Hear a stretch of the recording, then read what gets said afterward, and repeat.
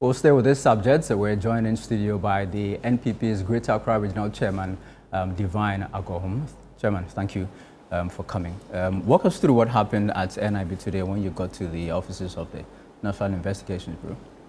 Okay, so first of all, good evening to your cherished viewers. I'm happy to be here once again.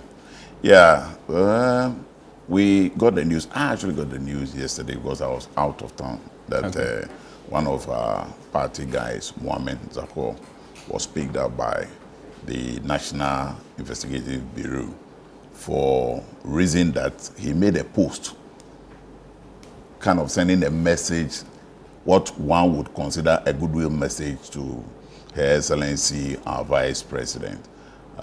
So I asked that I want to see the post. And reading the post, he was just wishing the Vice President a peaceful rest, premise on the fact that the government spokesperson, Honorable Felix Kwachi Fosu, made an earlier, clarification when he was interviewed by Umaru Sanda that Her Excellency the Vice President is doing well. He's in the UK and resting.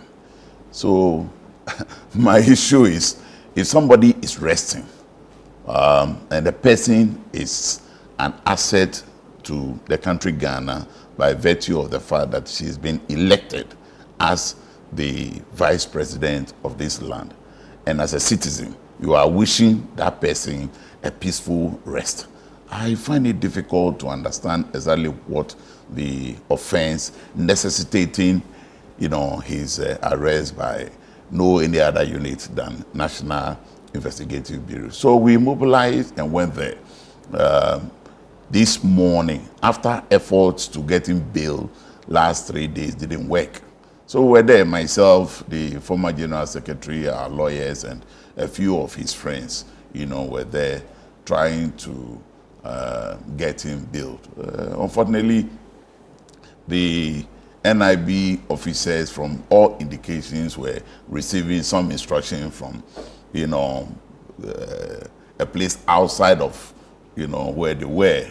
And for that reason, it was difficult for them to, see reason with us. At the end of the day, he was asked to deny bail, and for that reason, will be arraigned before court tomorrow, we're told. So that's basically what happened. Yeah, but Chairman, I mean, rest in peace. You don't say rest in peace to somebody who is sick at the hospital. It's usually you tell rest in peace to anybody who's probably passed away, right? Yeah, but I don't know if you've seen the post yourself, but what the gentleman is accused of posting on Facebook is rest well. Rest well. Not rest in peace. Okay. Unless rest well can be interpreted also as rest in peace. And I'm saying that there was a communication from the government spokesperson suggesting that Her Excellency was resting, at the time. I don't know the situation now. And if you tell me somebody is resting, I say, oh, okay, I wish her well, or she should rest well. With crying emojis. But the person, we all know something happened, and she was not well, so she was sent. Otherwise, why is she outside? Why couldn't she have rested here? She's there because she was not well. And so if now we are being told that she's resting, and we say rest well, maybe the lawyers will have to argue this out tomorrow for us to see, because I don't think that I support or I subscribe to recklessness, on the part of party communicators and all. That's not something that I would, endorse. But in this particular situation, my brother, if I'm told you are resting, and I say rest well, I don't see it. Anyway, so that is what happened. Okay. And then we tried to, get bail for him. We were denied, and so we are getting ourselves ready for court tomorrow. Basically, that's what it is. So this is the second time a member of your party has been picked up by NIB. So there was an attempt to pick up the member of parliament for Ascent South. Do you see this trend continuing where members of your party are seen to have made reckless statements and NIB officials picking them up or making attempts to pick them up? Is this a trend that we're supposed to be expecting going forward? First of all, let me take you back a little. You know, the agency or the unit we are referring to now as NIB used to be BNI. BNI.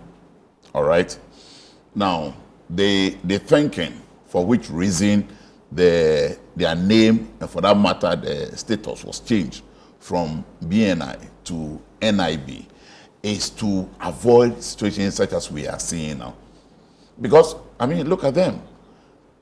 During Dan Parade's time as the IGP, I am not careful, I'm not too sure if that is still the situation now.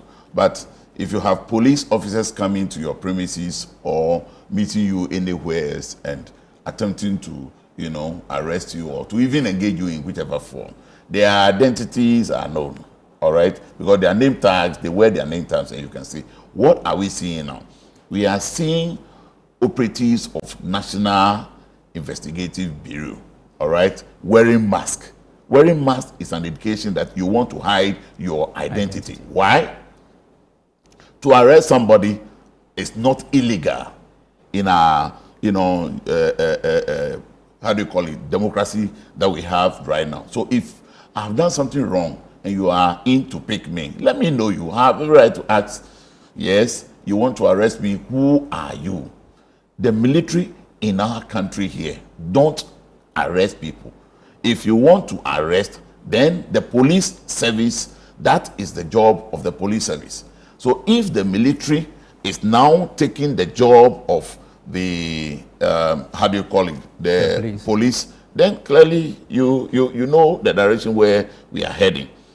This gentleman in question, he made a social media post. And for that reason, you go and pick him. You are assuming that this would intimidate us and get us into, you know, I think that we are more than ready to, you know, we've just managed all this while to, you know, keep our hands on our guys to, you know, maintain some calm. But what is going on? We are getting to the wall now, and we'll be compared as it is to also respond. We want to give the NDC government the space, the peaceful environment for them to, you know, work. But it looks as if they are not appreciating that, and they are asking for what something do you mean else. by your backs are against the wall now? Yeah, you rightly made reference to what they attempted doing to Intimfojo. You understand? This is a member of parliament. If for whatever reason you want him arrested, or you want him, you know, to, as it were, support whatever investigation you want to do, it's an easy thing. You just extend invitation to him through the appropriate channel that we all know, in this case, the Speaker of Parliament, that this is what it is and we want the person, you know, then that one is fine. But if you are going to him and you are arming yourself with guns and, you know, military personnel wearing masks and all, well, the message you are sending is very, very wrong. What would be the response of the NPP? Yeah, exactly. That's where I'm coming. Then when you get to a situation like this, we have every right under the Constitution to protect ourselves. And as it is, we are a political party and we care for each other, all right?